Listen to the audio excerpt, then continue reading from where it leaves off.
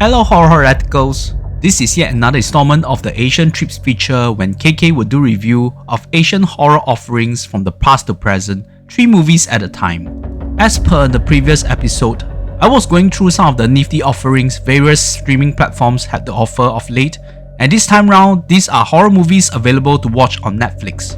We begin with Hospital or杏林醫院from 2020 by Taiwanese director Zhu Jialing, composed a soppy tale to illustrate the creepy atmosphere of the infamous杏林Hospital in Tainan City, where Chu and his cast and crew managed to secure the liberties to film on site at the hospital. A little background about杏林Hospital was that it was established in 1975 and specialized in skin and renal diseases. In 1991, there were allegations of the hospital falsifying patients' documents, which the board failed to refute, resulting in the hospital having to close down and abandoned in 1993. The vacant hospital building would become a haunt for urban explorers and paranormal groups who claimed that the former hospital is one of the creepiest haunted hotspots in Taiwan.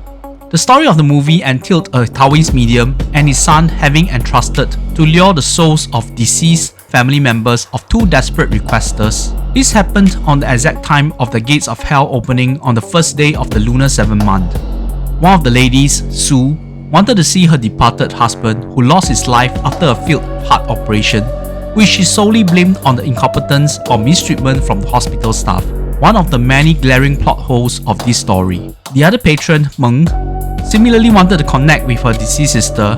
who had ended her life after being maligned for not being up to task as a nurse working in the hospital. In fact, the 2 stories were linked, but there was no mention of it moving forward. The dire needs of this pair with their loved ones, whose deaths were tied to the hospital under different circumstances, were heartfelt, and I was bought into their strong urges to choose the forbidden path. Meng's sister was totally devastated by the allegations and pressure, but it became a second fiddle to Sue's husband's surgical mishap, and Meng herself would be an afterthought very soon in the plot. There was another tears-inducing tale which took substantial time in the second act, which delved into the loss of a child from a disconsolate mother who went to choose the unthinkable, and the overbearing grievance would remain in the abandoned hospital and seek out prospective victims who happened to stumble into the place at their own will. As if we did not have enough emotional baggage, the Taoist master had a death sentence with his deteriorating health conditions, and his son-cum-assistant was trying to live his own life in Taipei, was throwing hints that he wanted to leave his old man in the lurch. This father and son relationship supposed to anchor the plot, but was lost in the shuffle as well. The Taoist master is a recognizable face, Taipo, who fans of Jackie Chan or Sammo Hung's movies in the 1980s would not be unfamiliar with, and there were a few instances of memorable ritual action which came few and far between. The movie was bookended with a news reporting team getting spooked while exploring the hospital while spewing fake history of the real杏林Hospital to spice up the plot, but their presence helped convey the fates of our main characters, which came a bit abruptly, but it was a decent ending which made sense. Director Chu provided half of the budget of the movie he had wrote, directed, produced, shot, and edited, and the settings and the mood at the start of the movie felt like a competent horror flick spawning from Taiwan, just coupled by poor storytelling and horrible characters development, and releasing during the COVID pandemic sabotaged the success of the movie. Hospital is a 5.5 out of 10 for me, watchable and did not overstay its welcome, but certainly more decent than the deplorable IMDb rating, and was touted as one of the 3 worst Taiwanese horror movies of recent times by a respectable YouTube reviewer. Next up, we have the Elixir, where in an unknown rural village in Indonesia, a young lass, Ningsi, and her policeman boyfriend, Rahman, had a tiff, when the female party felt the insatiable urge to settle down. Discussing this matter in the midst of a circumcision celebration for the young boys in the village, when the older folks were merrymaking in the middle of the day, felt terribly out of place. An out-of-control SUV came charging towards the celebration, leaving the village folks on a trail of hurt, until one of the more abled village elders went up to confront the unruly driver to unveil a person who had turned into a bloodthirsty zombie creature. The movie rewinded 5 hours earlier when a pharmaceutical company had produced some serum touted as herbal medicine, one said to be sent to their big boss Sadimin, the other to be sent to a certain Miss Grace in Jakarta. Sadimin looked visibly feeble with age catching up while still trying to appease his young wife, and herbal medicine worked like what the title implied, an elixir of youth, as Sadimin felt this product could be the jolt of life his ailing drug company needed. Meanwhile, his kids had been resting on their laurels, hoping the sale of the company could help them with their lives, with daughter Kennis, who was in the process of divorcing her husband, Rudy, and was visibly perturbed by her father marrying her childhood best friend, Karina.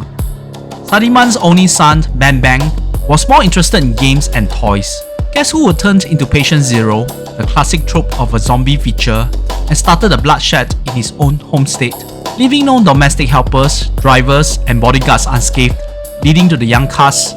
fleeing with the infected victims on hot pursuit. At this juncture, it would take quite a bit of novel idea and interesting set pieces to intrigue me for the continual fascination about zombie movies in Asia. However, setting in a contemporary Indonesian rural village, where a straight gravel road cut through paddy fields on both sides, sparsely filled with houses and other concrete structures, allowing audience to see a more synchronized running of the horde of infected, with drone shots being used, helping to escalate the threat with no place to hide on that wide straight road.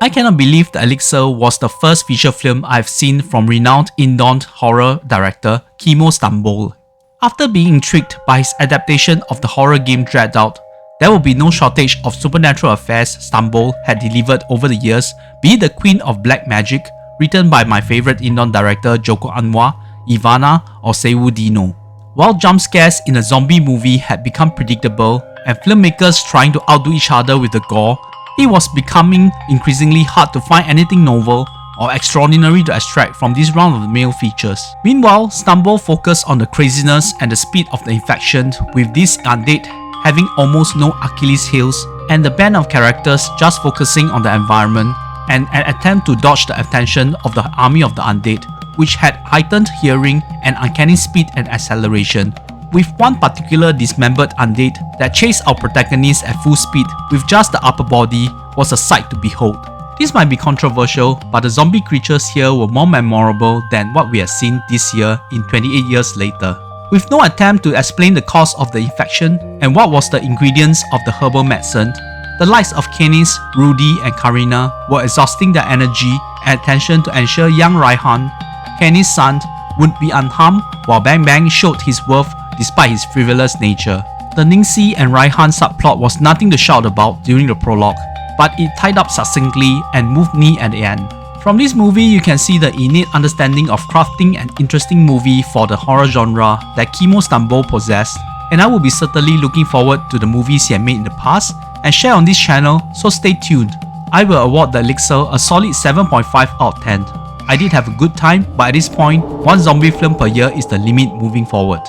Our final film in this review is Attack 13 from director Tawiwat Wanta, written by Tamanand Chulaboriruk. In a mysterious prologue, a black magic practitioner went around amassing venomous creatures like a gigantic centipede, snake, and scorpion, and stored in an urn, which was a well-known curse where the creatures will fight amongst themselves, and the survivor of the fetus will be used as a tool to cast the curse. We will be transposed to high school in a city in Thailand, where we witness a case of ruthless bullying from the antagonist of the story, Busaba, especially on her teammates in the volleyball team. Our protagonist Jin will be the new transfer student who had a traumatic syndrome from bullying in a junior high school, scarring her, yet she refused to concede to the demands of the bullies and would stand up for those affected. This led to a collision course with Busaba, and what is worse was that the mutual attraction between Jin and Busaba's boyfriend Gun, who for the first half of the movie was only wearing his basketball team jersey. In this crazy ecosystem in the unnamed Thai high school, where the bully was in bed with the sketchy volleyball coach,